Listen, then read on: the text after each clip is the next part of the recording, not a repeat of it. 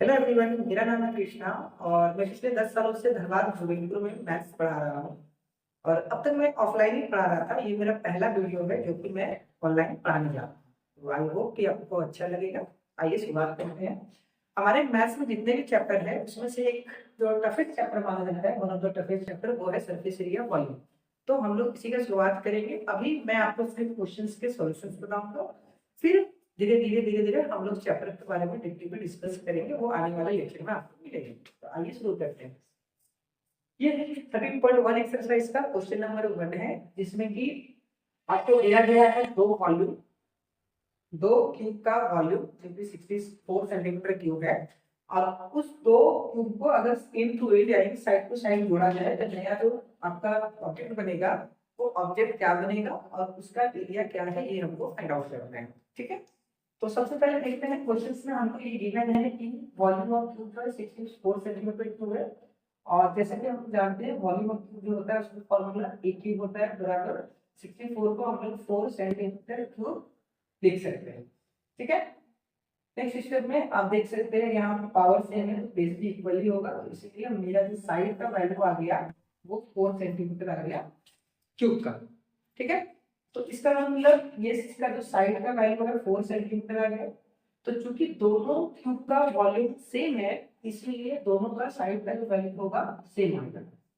अब क्वेश्चन में क्या बोल रहा है कि जब इस दो क्यूब को एक साथ टाइप किया जाए यानी कि एक साथ जोड़ा जाए तो जो नया नया ऑब्जेक्ट बन के आ रहा है वो कैसा शेप का है और इसका एरिया क्या होगा।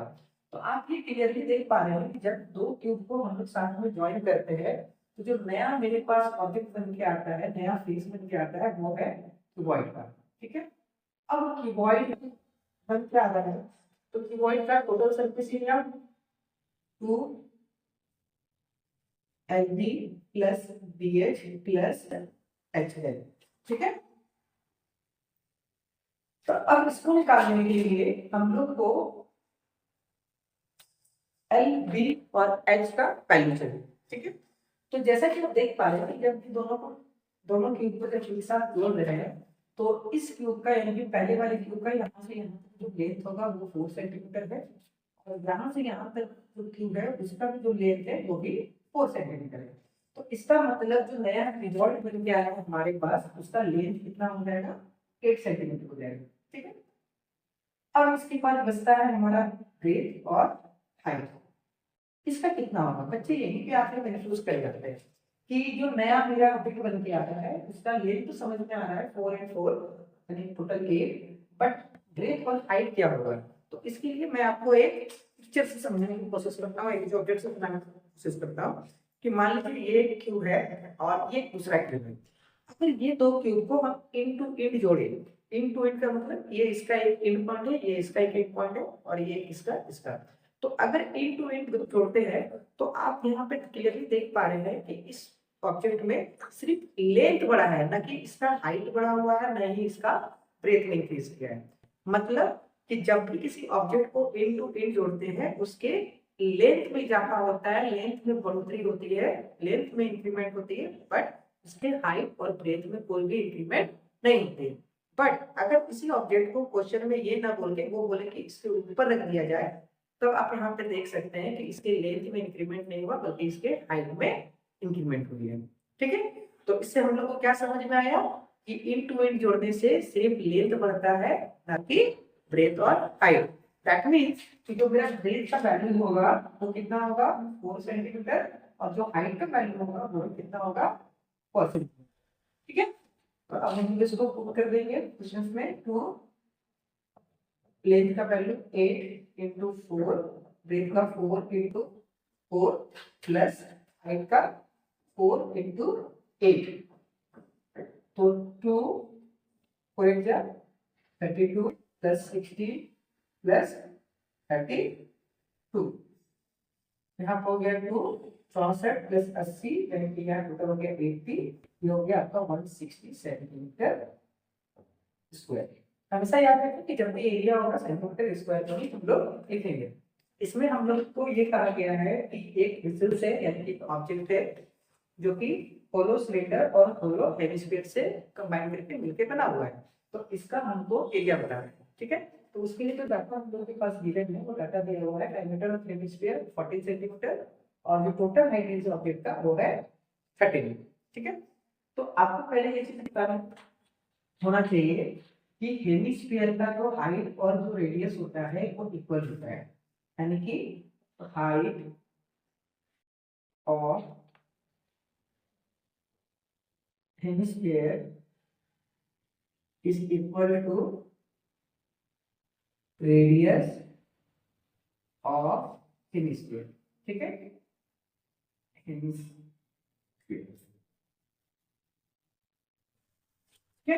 ये क्यों जरूरी है वो हम लोग अब समझेंगे। यहाँ पे इस ऑब्जेक्ट का कंप्लीट हाइट कितना दिया हुआ है 13। ठीक है, डायमीटर ऑफ हेमिस्फीयर कितना दिया हुआ है 14। तो यहाँ से ये समझ में आ गया कि अगर डायमीटर ऑफ हेमिस्फीयर 14 सेंटीमीटर है तो उसका रेडियस कितना हो जाएगा 7 सेंटीमीटर। अगर उसका रेडियस 7 सेंटीमीटर है तो इसका मतलब रेडियस और हाइट क्या होता है, आपस में इक्वल होता है। इट मीन्स कि जो हाइट ऑफ हेमिस्फीयर है वो भी कितना हो जाएगा मेरा 7 सेंटीमीटर। और जैसा कि क्वेश्चंस में दिया हुआ है टोटल हाइट जो है इस ऑब्जेक्ट का वो 13 सेंटीमीटर है और हेमिस्फीयर का हाइट 7 सेंटीमीटर है। जैसा कि अभी मैंने बताया कि रेडियस और हाइट इक्वल होता है। इसका मतलब जो मेरा सिलिंड्रिकल पार्ट बचा उसका जो हाइट हो जाएगा वो हाइट हो जाएगा मेरा 6 सेंटीमीटर। ठीक है, यहाँ क्लियर हो गया। बच्चे यहीं पे कंफ्यूज करते हैं कि सर टोटल हाइट दिया हुआ है तो वो सिलेंडर के हाइट में टोटल हाइट से इंक्लूड करते हैं, ऐसा नहीं है। हमेशा याद रखना है height of hemisphere is always equal to radius of hemisphere. ठीक है, अब आते हैं इसमें फॉर्मूला।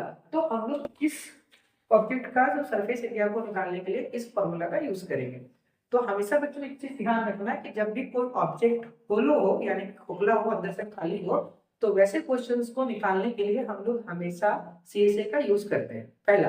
दूसरा, इसमें और एक कंडीशन आप अप्लाई कर सकते हो कि जब भी दो ऑब्जेक्ट को आपस में कंबाइन किया जाता है तो उस दो ऑब्जेक्ट को कंबाइन का सरफेस एरिया निकालने के लिए हम लोग मैक्सिमम क्वेश्चंस में दोनों का सरफेस यानी कि कर्व सरफेस एरिया का फॉर्मूला को ही अप्लाई करते हैं।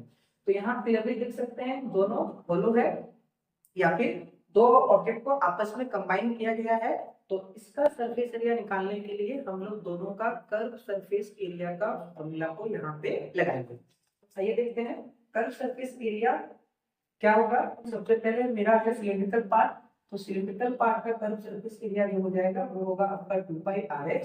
ठीक है, और दूसरा है मेरा हेमिस्फेरिकल पार्ट, इसका जो फॉर्मूला हो जाएगा वो होगा 2πr²। ठीक है, आप यहाँ पे क्लियरली देख सकते हैं कि यहाँ पे 2 दोनों में सेम है, पाई दोनों के लिए सेम है और जो रेडियस है वो दोनों के लिए सेम होगा। क्यों होगा? क्योंकि जितना बड़ा हेमिस्फीयर का मुंह का साइज है उतना ही बड़ा आपका सिलेंडर का भी साइज है। इसका मतलब कि दोनों का जो डायमीटर है वो सेम है तो रेडियस भी ऑलवेज इक्वल होगा। ठीक है, तो यहाँ से हम लोग क्या कर सकते हैं 2πr को कॉमन ले सकते हैं तो मेरे पास क्या बचा इसमें से h प्लस और यहाँ 2 आर में 1 आ गया तो यहाँ पे r। ठीक, तो बाकी आपके पास डाटा यहाँ पे हम लोग यहाँ निकालते हैं 2 × 22/7r7 प्लस h यानी कि ये जो h है वो हाइट ऑफ सिलेंडर है यानी कि 6 प्लस रेडियस 7। आप देख सकते हैं यहाँ पे रेडियस तो ये आपका 44 × 13। बाकी आप लोग बहुत तेज है इसको इंटू कीजिए और सेंटीमीटर स्क्वायर लगा दीजिए। इस क्वेश्चन में दिया हुआ है कि एक हेमिस्फीयर है और उसके ऊपर में कोन रखा हुआ है तो आपको ये बताना है कि ये जो टॉय है इसका सरफेस एरिया। तो यहाँ पे आप क्लियरली देख सकते हैं कि इस फिगर में जब हेमिस्फीयर के ऊपर में हम लोग टॉय ये कोन रखते हैं तो ये एक लट्टू जैसा टॉप जैसा बनता है तो उसका हम लोग को सरफेस एरिया निकालना है। सरफेस एरिया निकालने के लिए हम लोग को सबसे पहले जो डाटा गिवन है वो दिया हुआ है height of the toy and radius of the cone. तो ध्यान देंगे यहाँ पे कि जो कोन का रेडियस है यानी जितना बड़ा वो कोन का है उतना ही बड़ा वो जो है हमारा हेमिस्फीयर का है। इसीलिए रेडियस ऑफ हेमिस्फीयर कितना होगा 3.5। ठीक है, और जैसा कि मैंने क्वेश्चन नंबर 2 में बताया है कि किसी हेमिस्फीयर का रेडियस उसके हाइट के इक्वल होता है, तो इसका मतलब जो हाइट ऑफ हेमिस्फीयर है वो भी कितना हो जाएगा 3.5। देयरफॉर हेमिस्फीयर का हाइट कितना हो गया 3.5। टोटल हाइट ऑफ पॉइंट कितना दिया हुआ है आपका यहाँ से यहाँ तक 15.5। तो इसका मतलब कोन का हाइट कितना हो गया 12। सब सेंटीमीटर में है तो यहाँ पे सेंटीमीटर में हम लोग लिख लिए। ठीक है, तो जितना डाटा हम लोग को रिक्वायरमेंट है सरफेस एरिया का निकालने के लिए वो सारा डाटा हमारे पास आ गया। अब देखते हैं सरफेस एरिया का फॉर्मूला। तो सरफेस एरिया ऑफ टॉय, ठीक है। अब सरफेस एरिया ऑफ टॉय के लिए हम लोग यहाँ पे कौन सा फॉर्मूला को लगाएंगे। तो जैसा कि मैंने क्वेश्चन नंबर 2 जब इस एनसीईआरटी एक्सरसाइज का जब मैंने बताया था तो मैंने वहां पे कहा था कि जब भी दो फिगर को हम लोग आपस में ज्वाइन करते हैं, दो ऑब्जेक्ट को आपस में ज्वाइन करते हैं, तो उस ज्वाइन करने के बाद जो ऑब्जेक्ट बनता है एक, उसका सरफेस एरिया निकालने के लिए हम लोग दोनों का कर्व सरफेस एरिया का फॉर्मूला लगाते हैं। हमेशा ध्यान रखें जब भी दो ऑब्जेक्ट को ज्वाइन किया जाता है तो उसका सरफेस एरिया निकालने के लिए हम लोग कर्व सरफेस एरिया का फॉर्मूला का यूज करते हैं। तो यहाँ पे हम लोग क्लियरली लिख पा रहे हैं कि एक हमारे पास कोन है, दूसरा हेमिस्फीयर है। तो इसमें हम लोग टोटल CSA यानी कि CSA of cone plus CSA of hemisphere, ठीक है। अब CSA ऑफ कोन जो है उसका फॉर्मूला हमारे पास निकल के आता है वो है pi R L plus CSA of hemisphere क्या हो गया 2 पाई आर स्क्वायर। तो यहाँ से क्योंकि आर दोनों में सेम है इसीलिए हम लोग पाई आर को कॉमन लेंगे तो हमारे पास जो फॉर्मूला बनेगा एल प्लस 2 आर। 2 आर था, एक आर बाहर गया, एक आर अंदर में रख गया। तो हमारे पास पाई का वैल्यू है 22/7, आर का वैल्यू है 3.5, हमारे पास एल का वैल्यू नहीं पता और 2 इंटू 3.5। तो इस एल को हम लोग बोलते हैं slant height. Curve surface area of cone में जो एल होता है उस एल को बोलते हैं हम लोग स्लैंट हाइट और उसका फॉर्मूला होता है √h² प्लस आर स्क्वायर।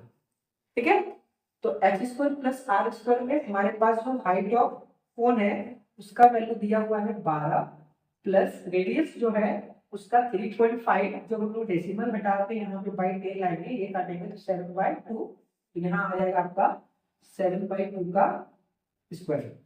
ठीक है, आगे बढ़ते हैं इसमें। तो यहाँ पे मेरा 12 का स्क्वायर 144 प्लस 7 का स्क्वायर 49/4। इसका जब एलसीएम लेंगे तो ये हो जाएगा आपका 576 प्लस 49/4। क्या किया मैंने यहाँ पे एलसीएम निकाला है इसका। ठीक है, तो यहाँ पे जो हमारे पास आएगा 576 प्लस 49 625/4, जिसका अगर हम लोग रूट से बाहर निकालेंगे तो 25/2, इसको हम लोग 12.5 भी लिख सकते हैं। ठीक है, तो इसका मतलब यहाँ जो एल का वैल्यू आएगा वो कितना आएगा 12.5। तो यहाँ पे पॉइंट हटा के नीचे में 10, ये कटा 5, ये 11, 1 फिर 5, यहाँ हो गया आपका ये 5 भी कट गया 11 इंटू 12.5 प्लस 7, ये हो गया आपका 11 इंटू 90.5। तो इसको जब मल्टीप्लाई करेंगे तो जो आएगा वही मेरा आंसर होगा। ये जो इस एक्सरसाइज यानी कि 13.1 एक्सरसाइज है पुराने एनसीईआरटी का, व्यू में आई होप 12.1 होगा, तो उसका एक तरह से सबसे टफेस्ट क्वेश्चन माना जाता है। क्यों? क्योंकि बच्चे को ये समझ में नहीं आता है कि सरफेस में कौन सा फॉर्मूला लगाएं सरफेस एरिया निकालने के लिए। तो आइए इसको हम लोग समझते हैं और आई होप कि ये वीडियो देखने के बाद आपको इस क्वेश्चन में किसी प्रकार का कोई डाउट नहीं होगा। और इसी क्वेश्चन से रिलेटेड है हमारा क्वेश्चन नंबर 5। ठीक है, तो क्वेश्चन क्या है पहले हम लोग उसको समझते हैं कि एक क्यूब है जिसके ऊपर में एक हेमिस्फीयर रखा गया है। ठीक है, तो एक क्यूब है उसके ऊपर में हेमिस्फीयर रखा गया है और हेमिस्फीयर का जो मुंह का साइज है वो क्यूब के साइड के जो लेंथ है उसके बराबर है। समझ में आया? नहीं आया ना? हम आपको अभी प्रैक्टिकली समझाते हैं। तो आप देख सकते हैं मेरे पास एक क्यूब शेप का है, साइड ऑलमोस्ट क्यूब ही है। तो इसमें ये साइड 1 हो गया, ये साइड 2 हो गया, ये साइड 3 हो गया, ये साइड 4 हो गया, और ये साइड 5, और इसमें 6। तो यहाँ पे 6 नहीं है। 6 में क्या किया जा रहा है कि एक हेमिस्फीयर जो कि इस क्यूब का जो आपका लेंथ है उसके लेंथ के बराबर एक हेमिस्फीयर रखा जा रहा है। तो अब आपको बताना है कि इसमें टोटल सरफेस एरिया इसका कितना होगा, पहला। और दूसरा क्वेश्चन इसमें एक और है कि जो हेमिस्फीयर है उसका डायमीटर कितना होगा। दो क्वेश्चन है इसमें, ठीक है। तो आप देख सकते हैं कि जो हेमिस्फीयर का मुंह है वो स्क्वायर के साइड के बराबर है, इसीलिए हम बोल सकते हैं कि जितना एमबीए क्यूब का लेंथ होगा उतना ही हेमिस्फीयर का डायमीटर होगा। That means the diameter of hemisphere is 7 centimetre. Okay. Second question में क्या बोला जा रहा है कि इसमें आपको सरफेस एरिया बताना है, इस पिक्चर का सरफेस एरिया कितना होगा। तो उसके लिए कौन सा फॉर्मूला लगाएंगे, बच्चे अक्सर कंफ्यूज करते हैं। तो आइए हम लोग समझते हैं। तो अगर आप इस पिक्चर को गौर से देख रहे हैं तो सबसे पहले लिखते हैं सरफेस एरिया, ठीक है। तो हम लोग इसके लिए कौन सा फॉर्मूला लगाएंगे। तो अगर आप गौर से देखें तो यहाँ पे क्या है कि जो क्यूब है इसके ऊपर वाले साइड में एक हेमिस्फीयर जोड़ा जा रहा है। तो इसका मतलब ये हुआ कि जो बचा हुआ 5 साइड है हमारे पास, 5 साइड में कौन कौन सा साइड है, ये 1 वाला, 2 वाला, 3, 4 और ये 5। ये 5 साइड में किसी तरह का कोई भी डिस्टर्बेंस यानी कि छेड़छाड़ नहीं किया गया है। तो 5 साइड का फॉर्मूला क्या होगा, तो क्यूब के एक साइड का फॉर्मूला होता है ए स्क्वायर। तो 5 साइड का फॉर्मूला क्या हो जाएगा, 5a स्क्वायर। ये समझ में आया? फिर से समझा देना आपको कि ये क्यूब में ऊपर में हेमिस्फीयर को जोड़ा जा रहा है। तो आप देख सकते हैं कि मेरा सरफेस 1, ये यहाँ पे 2, फिर इसके बाद ये 3, 4 और ये 5, ये पांचों में किसी प्रकार का कोई भी प्लस माइनस नहीं किया गया है, इसीलिए ये पांचों का सरफेस एरिया का फॉर्मूला हो गया 5a। ठीक है। दूसरा, अगर आप इस पिक्चर को देख पा रहे हैं, आई होप कि देख पा रहे हो मेरी, तो ये जो अब हेमिस्फीयर है, बार बार ये जो हेमिस्फीयर है अब इसका ऑब्जेक्ट का पार्ट है। सरफेस है हेमिस्फीयर का, ये भी अब इसी ऑब्जेक्ट का पार्ट है, इसीलिए इसी का सरफेस है, इसीलिए इस हेमिस्फीयर का सरफेस को भी हम लोग इसमें ऐड करेंगे, यानी कि 2πr स्क्वायर। ठीक है, सरफेस एरिया यानी कि CSA ऑफ हेमिस्फीयर। अब अगर आप गौर से देखेंगे इसको, तो आप देखेंगे जब हम हेमिस्फीयर बना रहे हैं तो यहाँ पे छोटा छोटा कॉर्नर हमारा बच जा रहा है ना। यहाँ भी एक कॉर्नर बच रहा है, यहाँ भी एक कॉर्नर बच रहा है, यहाँ भी एक कॉर्नर बच रहा है। तो आफ्टर ये कॉर्नर का भी कुछ ना कुछ तो एरिया होगा, है ना। तो ये कॉर्नर का एरिया निकालने के लिए हम लोग क्या कर रहे हैं कि ये जो सरफेस होगा क्यूब का, ये होगा स्क्वायर यानी कि इसका एरिया, ठीक। और यहाँ पे जब हम लोग ये रख रहे हैं हेमिस्फीयर, तो इसका सर्कुलर है यानी कि -5r स्क्वायर। ठीक है। अब समझ लेते हैं एक बार फिर से हम लोग कि कौन सा फॉर्मूला क्यों लगाए हैं। जब हम लोग इस पे हेमिस्फीयर रख रहे हैं तो मेरा 5 साइड में किसी तरह का कोई प्लस माइनस नहीं किया गया है, इसलिए उसका फॉर्मूला 5a स्क्वायर। एक हेमिस्फीयर जोड़ने के कारण इस ऑब्जेक्ट में एक नया सरफेस आ गया हेमिस्फीयर, इसीलिए उसका 2πr स्क्वायर। ठीक है। और उसके बाद ये जो कॉर्नर में छोटा छोटा स्पेस बच गया है उसका एरिया निकालने के लिए आपको कोई स्पेसिफिक डिजाइन या ये आपका टेक्सचर तो दिख नहीं रहा है कि कोई फॉर्मूला लगा सके, इसीलिए हम लोग एरिया ऑफ स्क्वायर से माइनस करेंगे एरिया ऑफ सर्कल, जिससे मेरा ये वाला पार्ट पोर्शन निकल जाएगा। तो ये हो गया आपके कॉर्नर वाले पार्ट का एरिया। ठीक। तो अगर हम लोग इसको देखें तो यहाँ पे 5a स्क्वायर है, यहाँ पे a स्क्वायर है, टोटल हो गया 6a स्क्वायर। और 2πr स्क्वायर में से एक πr स्क्वायर को माइनस करेंगे तो मेरा बनेगा पाई स्क्वायर।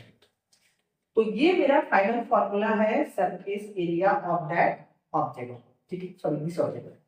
तो इतना सारा हम इसीलिए करके बताया ताकि आपको समझ में आए कि ये फॉर्मूला कैसे यूज हुआ, क्यों यूज हुआ। करते हैं बिल्कुल। तो 6 × a यानी कि length of the side of cube, तो इसका आपका 7 का स्क्वायर हो गया प्लस 22/7 इंटू, क्वेश्चन में है रेडियस, तो अभी ऐसा लगता है इसका जो लेंथ ऑफ द ये है आपका साइड का जो लेंथ है क्यूब का, वो हेमिस्फीयर के डायमीटर के बराबर है। तो इसका मतलब डायमीटर ऑफ हेमिस्फीयर वो 7 सेंटीमीटर होगा, तो जो रेडियस हो जाएगा इसका, ठीक है, वो हो जाएगा 7/2। यहाँ पे हम लिखेंगे 7/2 इंटू 7/2, ये कट गया आपका, ये कटेगा 11, तो यहाँ हम लोग 6 इंटू 49 प्लस 77/2, तो इसको मल्टीप्लाई करेंगे 4 54 के 4 5, ये हो जाएगा 29 प्लस इसको जब आप करोगे तो ये हो जाएगा आपका 377 8.5। आप इसको जोड़ेंगे तो जो भी आएगा सेंटीमीटर स्क्वायर में वो उसका तैयार हो जाएगा। इस क्वेश्चन में क्या बोला गया है कि एक ट्यूब है, क्यूबिकल ब्लॉक है, उसमें एक हेमिस्फेरिकल शेप का गड्ढा काट के बनाया गया है, ठीक है, जिसका मुंह का साइज जो है ट्यूब के लेंथ के इक्वल है, ठीक ना। तो इसका मतलब क्या होगा, जो साइड ऑफ ट्यूब है उसका लेंथ क्वेश्चन में L दिया हुआ है, तो इसका मतलब जो हेमिस्फीयर का मुंह का साइज है वो भी क्या होगा, L होगा। इसका मतलब जो हेमिस्फीयर का डायमीटर है, यानी कि diameter of hemisphere equal to L, ठीक है। ऐसा क्यों होगा, आइए इसको हम लोग केवल 3D शेप में समझते हैं, ठीक ना। तो आप देख सकते हैं हमारे पास एक ऑब्जेक्ट है जो कि ऑलमोस्ट क्यूब के शेप में है और एक हेमिस्फीयर है ना। तो क्यूब का टोटल 6 साइड होता है, ये 1 2 3, ये 4, ये 5 और ये छठा साइड जो कि मैंने छठा नहीं लिखा है, क्यों, क्योंकि इस पे एक हेमिस्फेरिकल शेप का लोग गड्ढा कर रहे हैं। तो यहाँ पे अगर आप इस शेप को, इस ऑब्जेक्ट को क्लियरली अगर बढ़िया से देख पा रहे हैं तो आप देखेंगे कि इसमें 5 साइड के साथ इसी प्रकार का, ये 5 साइड जो हमारे पास है इसी प्रकार का कोई भी उसमें प्लस माइनस नहीं हुआ है, लेकिन ये जो छठा साइड है यानी कि 6th साइड जो है इसमें आपका एक हेमिस्फेरिकल कट करके निकाला गया है, ठीक है। तो इसका मतलब चूंकि 5 साइड मेरा कोई छेड़छाड़ नहीं किया गया है, तो इसका मतलब सरफेस एरिया, ठीक है, इस ऑब्जेक्ट का सरफेस एरिया का 5 साइड कोई छेड़छाड़ नहीं किया है, तो 5 साइड स्क्वायर का 5a, तो मैं, क्योंकि स्क्वायर टोटल 6 साइड से मिलकर बनता है, सॉरी क्यूब जो है टोटल 6 साइड से मिलकर बनता है, और 6 साइड में एक साइड में हेमिस्फेरिकल शेप का गड्ढा कर दिया गया है, तो 5 साइड मेरा सुरक्षित है, कुछ छेड़छाड़ नहीं हुआ है, इसलिए उस 5 साइड में सरफेस एरिया का फॉर्मूला 5a, ठीक है, पहला। दूसरा चीज ये है कि जब इस पे हेमिस्फेरिकल हम गड्ढा कर रहे हैं तो आप देख सकते हैं कि ये जो गड्ढा है ये हेमिस्फेरिकल पार्ट का, ये गड्ढा भी अब इसी ऑब्जेक्ट का एक हिस्सा हो गया है ना, एक नया सरफेस बन के आया इसी ट्यूब का। तो इसीलिए ये जो गड्ढा है इसका सरफेस एरिया निकालने के लिए हम लोग लगाएंगे 2πr²। क्यों लगाए, क्योंकि जो ये हेमिस्फीयर है, हेमिस्फीयर का CSA कर्व सरफेस एरिया का फॉर्मूला 2π² होता है। अब कर्व सरफेस एरिया क्यों लगाए, क्योंकि इसके ऊपर का जो ढक्कन है वो नहीं है, यानी कि इसका कवर नहीं है, यानी कि इसका मुंह नहीं है, इसीलिए इसमें हम लोग कर्व सरफेस एरिया का फॉर्मूला लगाए, ठीक है। तो अब यहाँ गौर करें कि मेरा इस ऑब्जेक्ट का 5 साइड का फॉर्मूला आ गया, दूसरा इस हेमिस्फीयर का गड्ढा का भी फॉर्मूला आ गया, तीसरा आप अगर गौर से देखें तो ये जो कॉर्नर में छोटा छोटा बचा हुआ है, 1 कॉर्नर 2 कॉर्नर 3 कॉर्नर 4 कॉर्नर, तो इसका एरिया निकालने के लिए हम लोग को, ये एक स्क्वायर शेप है ना, स्क्वायर में से इस हेमिस्फीयर का जो मुंह है वो सर्कल का है, तो इस स्क्वायर में से अगर इस सर्कल को माइनस कर देंगे तो मेरा यहाँ पे जो कॉर्नर बचा हुआ है वो कॉर्नर निकल जाएगा। तो स्क्वायर में से सर्कल यानी कि a² माइनस πr², समझ में आया। तो फिर से समझा देते हैं, ये जो मेरा 5a² है ये आपके इस ऑब्जेक्ट का 5 साइड का एरिया हो गया, दूसरा 2πr², ये curve surface area of hemisphere यानी कि ये वाले पार्ट का हो गया, तीसरा साइड का स्क्वायर माइनस πr², वो मेरा ये कॉर्नर वाले के लिए हो गया है ना। क्योंकि ये कॉर्नर का जो शेप है इसके लिए कोई फॉर्मूला नहीं है, तो हम लोग इसका स्क्वायर का एरिया निकालेंगे और वहां से ये सर्कल को माइनस करेंगे तो कॉर्नर आ जाएगा। ठीक है, अब देखते हैं यहाँ पे, तो 5a² और ये एक स्क्वायर मिला के क्या बन गया 6a²। ठीक है, अब इसके बाद जो है हमारा यहाँ पे 2πr² है और इसमें से πr² माइनस करेंगे तो बचेगा πr², है ना। तो अब पुट करते हैं वैल्यू 6 का 6, ए यानी कि एल यानी कि साइड, एल का स्क्वायर प्लस पाई का पाई इंटू, अब ये रेडियस है तो डायमीटर मेरे पास साइन स्क्वायर का एल है, तो रेडियस इसका कितना हो जाएगा l/2। तो यहाँ पे हम लोग बोल सकते हैं l/2 का स्क्वायर। ठीक है, आगे देखते हैं हम लोग, तो 6l² प्लस पाई l²/4, यहाँ पे हम लोग एलसीएम लेंगे तो 24l² प्लस पाई l²/4, और l² हम लोग कॉमन निकाल लेंगे तो 24 प्लस पाई l²/4। ठीक है, ये सेंटीमीटर है तो सेंटीमीटर स्क्वायर, मीटर है तो मीटर स्क्वायर। यही है मेरा इस क्वेश्चन का आंसर। अरे इसको देखते हैं कि क्वेश्चन में मुझे क्या दिया गया है। तो क्वेश्चन में ये गिवन है कि एक कैप्सूल है जिसके दोनों एंड में आप देख सकते हैं हेमिस्फेरिकल एंड है, यानी कि एक कैप्सूल में दोनों एंड में हेमिस्फेरिकल जोड़ा हुआ है, यानी कि बीच वाला जो पार्ट है ये एक सिलेंडर पार्ट है, सिलेंड्रिकल पार्ट है, और ये दोनों जो है हेमिस्फेरिकल पार्ट है। कैप्सूल तो आप लोग देखे ही होंगे, खाए होंगे बचपन में। तो इस कैप्सूल का टोटल लेंथ जो है वो 14 mm है, ये क्वेश्चन में गिवन है, और डायमीटर ऑफ कैप्सूल यानी कि यहाँ पे ये भी दिया हुआ है 5। तो आपको बताना है कैप्सूल का सरफेस एरिया। ठीक है, उसके पहले हम लोग को ये दोनों का डाटा हम लोग को सफिशिएंट होना चाहिए। तो आइए देखते हैं इसमें क्या दिया हुआ है। तो कैप्सूल का जो टोटल लेंथ है वो क्वेश्चन में दिया हुआ है 40 mm। ठीक है, डायमीटर ऑफ कैप्सूल आपको कितना दिया हुआ है 5। तो रेडियस क्या हो जाएगा मेरा क्वेश्चन इसमें, कैप्सूल का रेडियस हो जाएगा 5/2 mm। ठीक है, अब देखते हैं कि क्वेश्चन नंबर 2 में 3 में मैंने आपको बताया है कि जो रेडियस ऑफ हेमिस्फीयर होता है वही इसके हाइट के बराबर होता है।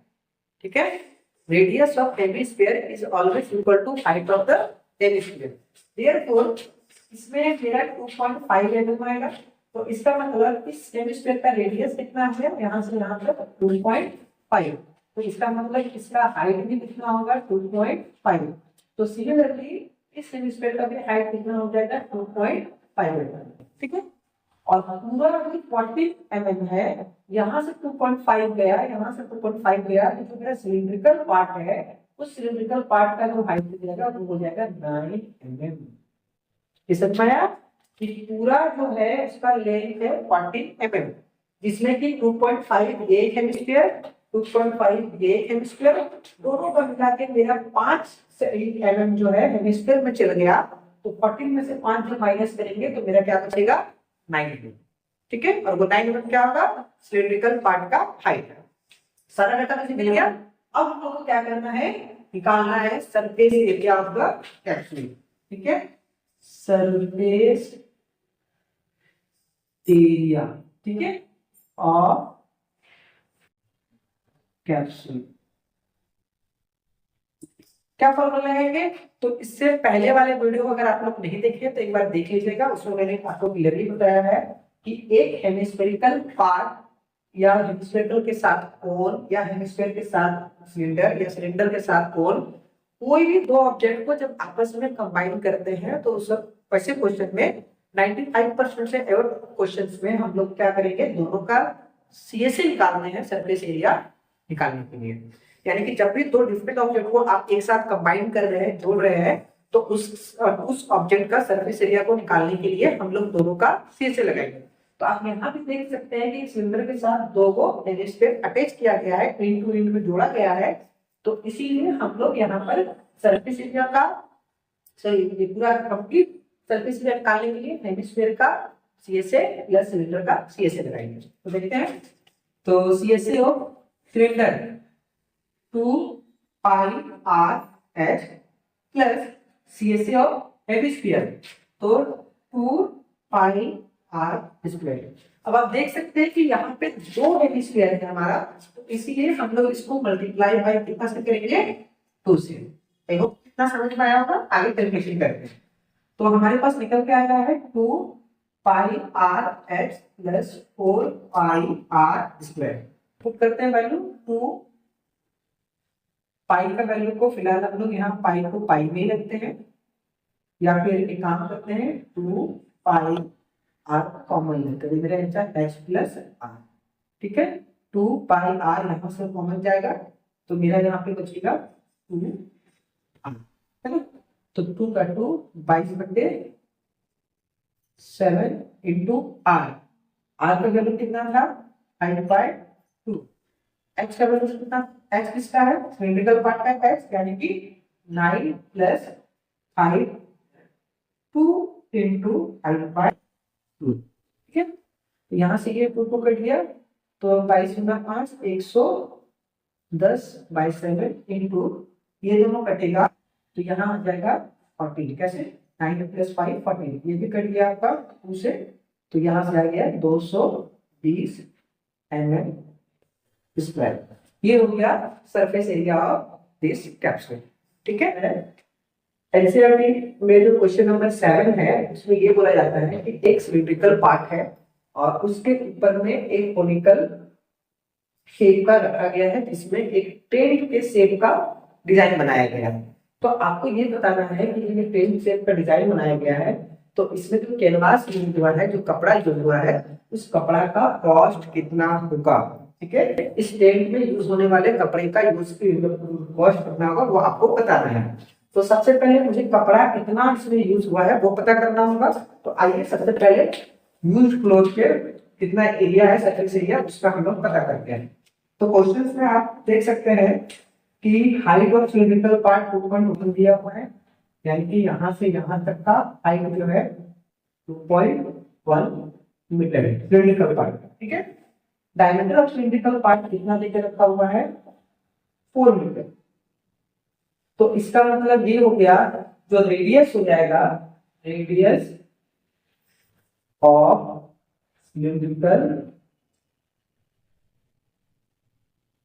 सिलिंड्रिकल पार्ट वो कितना हो जाएगा 2 मीटर, क्योंकि डायमीटर का आधा वो होता है रेडियस। और दूसरी बात आप देख सकते हैं कि जितना बड़ा सिलिंड्रिकल पार्ट का मुंह है उतना ही बड़ा कोन का भी मुंह है। तो इसका मतलब जो डायमीटर, जो सिलिंड्रिकल पार्ट का जो डायमीटर होगा वो कोन के डायमीटर के इक्वल होगा। इसका मतलब जो कोन का डायमीटर है वो भी मेरे पास 4 मीटर आएगा, और जो कोन का रेडियस है यानी कि रेडियस ऑफ कोन वो भी मेरा कितना आएगा 2 मीटर आएगा। ठीक है, यानी कि ये इक्वल टू हम लोग बोल सकते हैं रेडियस ऑफ कोन। ठीक है, आगे बढ़ते हैं। तो आगे मुझे क्या देख रखा हुआ है कि slant height of the cone जो है 2.8। स्लेंट हाइट यानी कि टेढ़े वाला जो है आपका लेंथ इसका दिया हुआ है 2.8 मीटर। ठीक है, तो इनका सरफेस एरिया यानी कि कैनवास जो यूज हुआ है उसका सरफेस एरिया निकालने के लिए जो भी हमसे डाटा रिक्वायरमेंट था वो सारा मेरे पास आ चुका है। आइए फॉर्मूला लिखते हैं, कौन सा फॉर्मूला लगाएंगे। तो एरिया और कैनवास, ठीक है, इसमें लगाएंगे कौन सा फॉर्मूला। तो जैसा कि मैंने अपने पहले जो 6 क्वेश्चन मैंने आपको सॉल्व करके यूट्यूब पर देखा डाला है, उसमें अगर आपने कभी देखा होगा तो आपको ये पता होगा कि इसमें जब भी 2 पिक्चर यानी कि 2 ऑब्जेक्ट को आपस में ज्वाइन करते हैं, यानी कि डिफरेंट शेप के ऑब्जेक्ट को आपस में ज्वाइन करते हैं, तो हम लोग दोनों का क्या यूज करते हैं CSA। या फिर इसको इस तरह से समझे कि अगर दोनों ऑब्जेक्ट पूरी तरह से अंदर से खोखला है, होलो है, तो वहां पर भी हम लोग दोनों का CSA का फॉर्मूला यूज करते हैं। तो जैसा कि आप लोग कभी टेंट देखे होंगे तो आपको पता होगा कि टेंट जो होता है सिलिंड्रिकल पार्ट में कंप्लीट आपका होलो होता है, जो उसके ऊपर में कोनिकल पार्ट होता है वो भी कंप्लीटली होलो होता है। तो इसीलिए हम लोग यहाँ पे कैनवास का एरिया निकालने के लिए हम लोग दोनों का CSA का फॉर्मूला यूज करेंगे। ठीक है, तो सबसे पहले कोन का CSA यानी कि CSA of whole plus CSA of cylinder. ठीक है, तो CSA कौन, pi R L plus CSA of cylinder 2 pi R H. आगे देखते हैं, तो पाई का वैल्यू क्वेश्चन में 22/7 भी यूज करने बोला है, तो हम लोग वही करेंगे। आर का वैल्यू क्वेश्चन में कितना देके रखा हुआ है, 2। ठीक है, एल का वैल्यू 2.8 प्लस ये 2 का 2 इंटू ये पाई का पाई, आर का वैल्यू है 2 और height of the cylindrical part 2.1। ठीक है, यहाँ से समझ में आया होगा। अब हम लोग क्या कर रहे हैं, इसको फर्दर सॉल्व करने के लिए यहाँ से 2 पाई को दोनों में से हम लोग कॉमन निकाल लेंगे।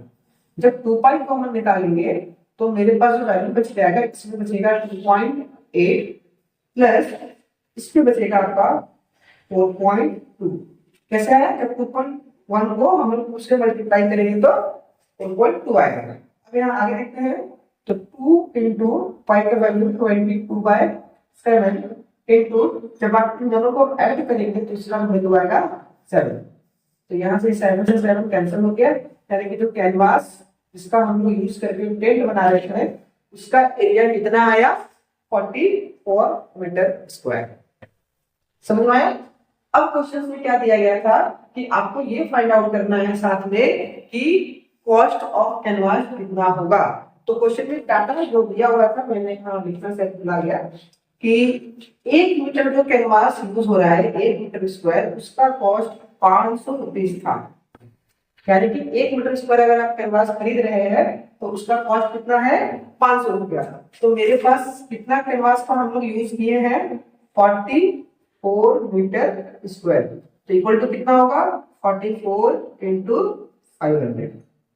तो 500 रुपीज के 0 और जब 20 और 2 22, यानी कि 22,000 रुपया टोटल कॉस्ट होगा कैनवास का। इस क्वेश्चन में क्या दिया है, एक सॉलिड सिलिंड्रिकल शेप का कोई ऑब्जेक्ट था जिसमें कि एक कोन के आकार का यानी कोन के शेप का उस सिलिंड्रिकल पार्ट से काट के निकाला गया है। तो जो भी remaining part of the object बचा उसका हमको सरफेस एरिया निकालना है। ये बहुत इंपॉर्टेंट क्वेश्चन भी है, प्लस इस क्वेश्चन में बच्चे बहुत सारे मिस्टेक्स करते हैं।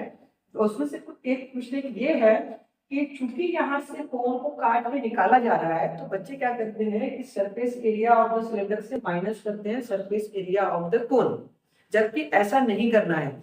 जब भी किसी ऑब्जेक्ट से एक दूसरे ऑब्जेक्ट काट के निकाला जाता है तो जब उसका सरफेस एरिया पूछा जाता है तब हम लोग वहां पे माइनस नहीं करते हैं। क्यों, क्योंकि जब नए ऑब्जेक्ट काट के निकाले जाते हैं तो ये वाला जो जगह देख रहे हैं यहाँ पे एक नया सरफेस बन के आता है और वो जो सरफेस है इसके टोटल सरफेस में ऐड हो जाएगा।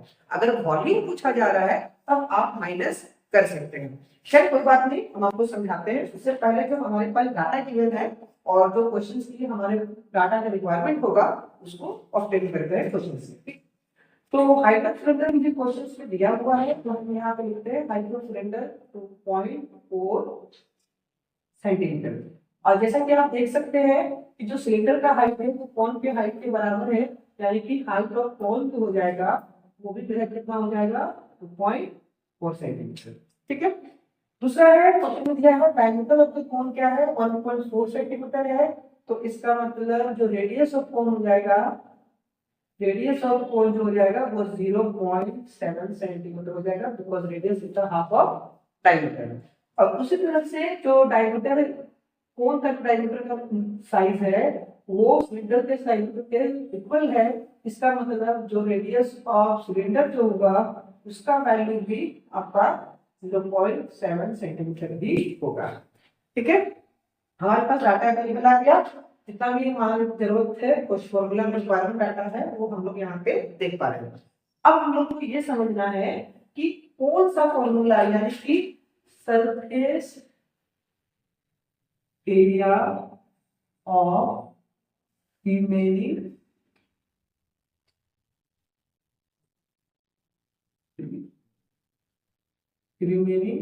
पार्ट, जो बचा हुआ पार्ट है उसका सरफेस एरिया के लिए कौन सा फॉर्मूला लगाएंगे।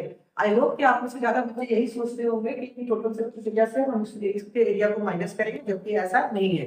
अब तो एक एग्जांपल से समझाते हैं, एक से समझाते। देखिए आप इसको एग्जेप्शन कर सकते हैं, ट्रांसपेरेंट है और थोड़ा लो बजट है, धीरे धीरे पैसा आएगा तो स्मार्ट बोर्ड भी बताया जाएगा।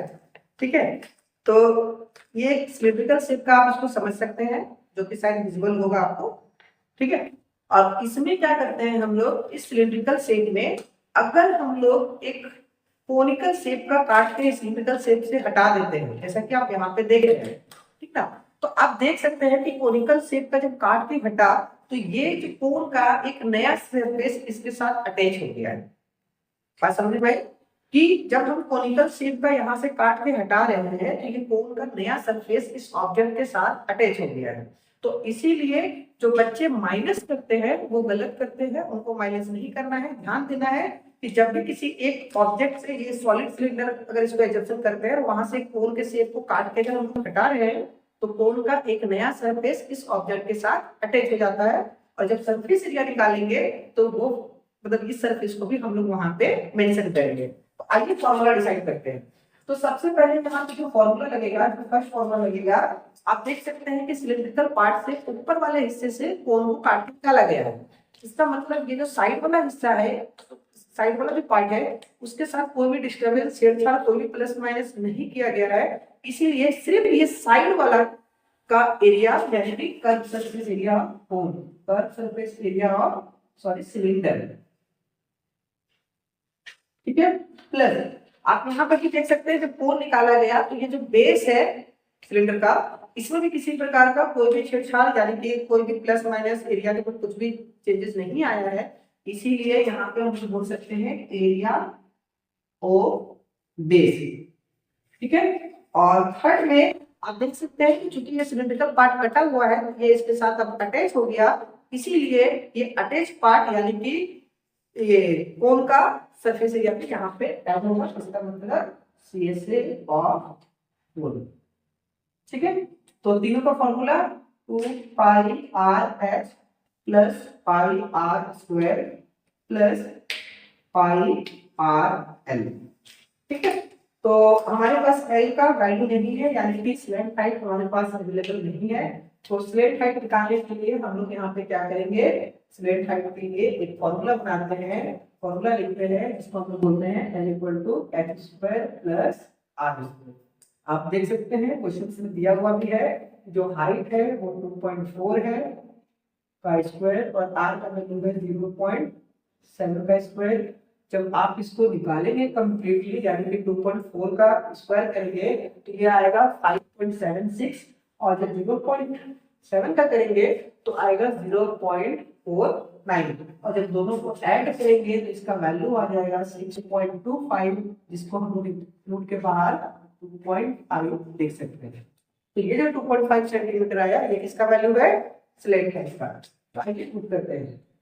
हम लोग पाई को कॉमन ले सकते हैं, पाई को आप कॉमन ले लेंगे बाहर, 2 इंटू आर का वैल्यू 0.7, हाइट का वैल्यू 2.4 प्लस पाई को ऑलरेडी कॉमन से लिया है तो आर का वैल्यू 0.7 इंटू 0.7 जो स्क्वायर का इसीलिए प्लस इसमें से पाई कॉमन जा चुका है इसलिए आर का वैल्यू 0.7 इंटू एल का वैल्यू 2.5। ठीक है, यहाँ पे पाई के साथ आप आर भी कॉमन ले सकते हैं, पाई आर दोनों कॉमन लिया जा सकता है, सबका अपना अपना तरीका है कॉमन लेने का, जो आपको कन्वीनियंट लगता है आप उसके अकॉर्डिंग कर सकते हैं। ठीक है, बहुत बच्चे अगर बिना कॉमन लिए हुए करना चाहें तो वो कर सकते हैं। तो फाइनली जब आप इसको पूरा कंप्लीटली सॉल्व करेंगे तो यहाँ से सॉल्व करने के बाद पाई का वैल्यू पुट करने के बाद इसका जो अप्रॉक्स वैल्यू आएगा 17.60 के आसपास आएगा। कि आई होप कि आप लोगों को इंटू का आता ही होगा, बोर्ड में है तो उतना तो आप लोग खुद भी कर सकते हैं। तो इसका वैल्यू 17.660 के आसपास आएगा, जिसका अप्रॉक्स वैल्यू जो है 18 सेंटीमीटर स्क्वायर हम लोग को आंसर में लिखा है। तो ऐसा क्योंकि क्वेश्चन में बोला गया है कि आपको नियरेस्ट वैल्यू बताना है, तो जब आप उसको मल्टीप्लाई करेंगे उसको सॉल्व करेंगे तो ये आंसर आएगा, जबकि इसका आंसर बुक में ये मेंशन है बिकॉज आपके क्वेश्चन के लास्ट में एक स्टेटमेंट लिखा हुआ है कि आपको आंसर नियरेस्ट वैल्यू में बताना है। ठीक है, इससे पहले क्वेश्चन नंबर 1 से लेकर 8 तक हम कर चुके हैं, आगे फाइनल करते हैं। इस क्वेश्चन में आपको दिया गया है कि height of cylindrical part 10 centimetre है और रेडियस 3.5 सेंटीमीटर है, इसका सरफेस एरिया निकालना है। तो आपके क्वेश्चन में है क्या? क्वेश्चन में ये है कि एक सॉलिड सिलिंड्रिकल शेप का एक ऑब्जेक्ट था जिसमें से ऊपर से भी एक हेमिस्फीयर काट के निकाला गया है और नीचे से भी हेमिस्फीयर काट के निकाला गया है।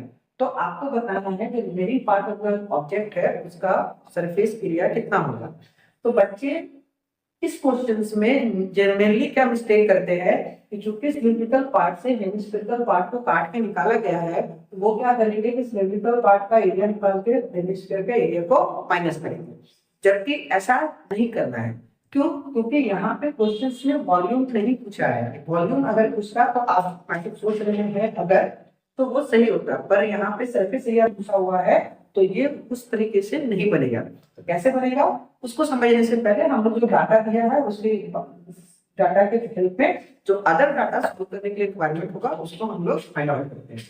तो हाइट ऑफ सिलेंडर दिया हुआ है, रेडियस ऑफ सिलेंडर दिया हुआ है, तो रेडियस ऑफ जो हेमिस्फीयर है वो भी सेम ही होगा 3.5 सेंटीमीटर।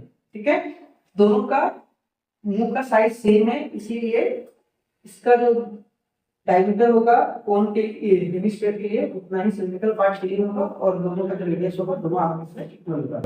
अब यहाँ पे हम लोग फार्मूला कौन सा लगाएंगे, यानी कि सरफेस एरिया ऑफ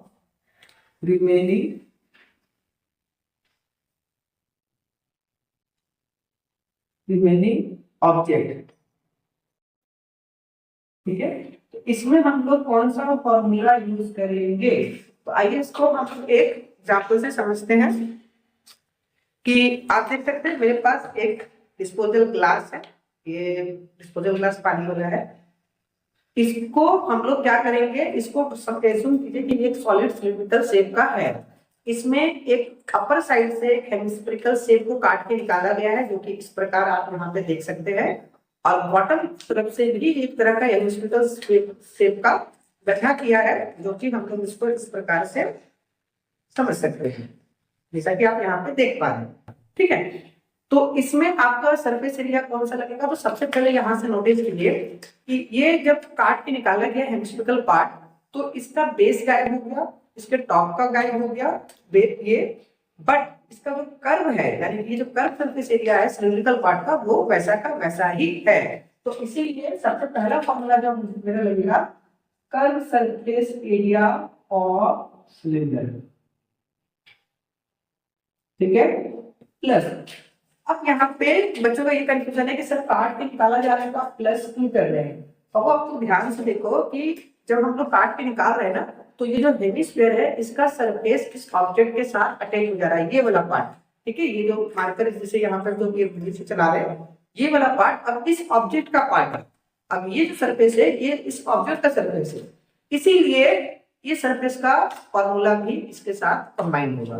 तो इसीलिए क्योंकि ये हेमिस्फेरिकल पार्ट है तो इसीलिए हम लोग यहाँ पे क्या करेंगे CSA और हेमिस्फीयर।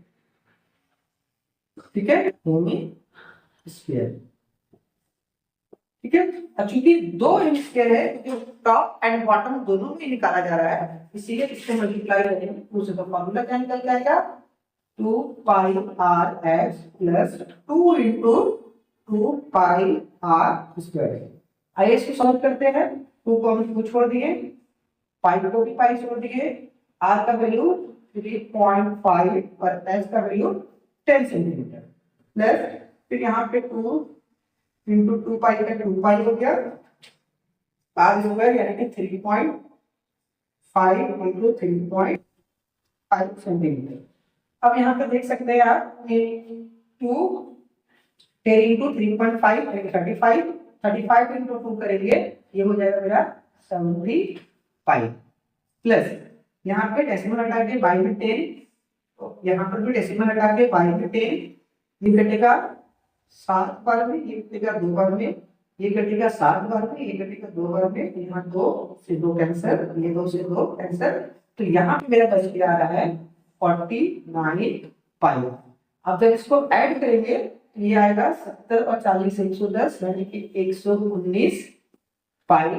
और जब हम लोग फाइनली यहाँ पे पाई का वैल्यू पुट करते हैं तो 119 इंटू 22/7, तो 7 को से कैंसिल करेंगे, 7 बजा 7, 4 9 7 7 जा, तो आपका जो 22 इंटू 17, तो इसका जो भी मल्टीप्लिकेशन आएगा कितना आ जाएगा, 22 इंटू 17 का 34 का 4 7 और 374 सेंटीमीटर स्क्वायर इस क्वेश्चन का एरिया होगा, क्योंकि इस ऑब्जेक्ट का सरफेस एरिया होगा।